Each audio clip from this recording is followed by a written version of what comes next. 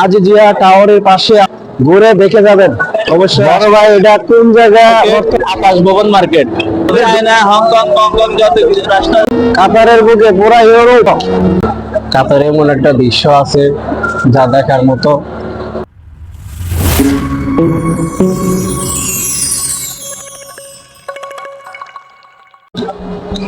আসসালামু আলাইকুম দর্শক, যারা কাতারে আসবেন আজিজিয়া টাওয়ারের পাশে ঘুরে দেখে যাবেন, অবশ্যই আসার চেষ্টা করবেন।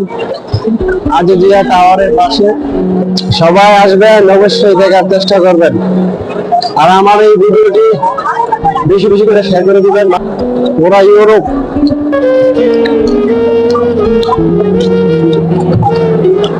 বড় ভাই, এটা কোন জায়গা বর্তমান? এটা কাতার আজিজিয়া টাওয়ারের পাশে মার্কেট, আকাশ ভবন মার্কেট। ঢুকতে তার বাইরেতেই এখানে চায়না, হংকং, মংকং, যত কিছু রাষ্ট্র, সব রাষ্ট্রের মানুষ এখানে। কাতারের বুকে পুরা ইউরোপ, পুরা একটা এরিয়ায় ঘুরলে আপনার কোনো টাকা লাগবে না ভাই।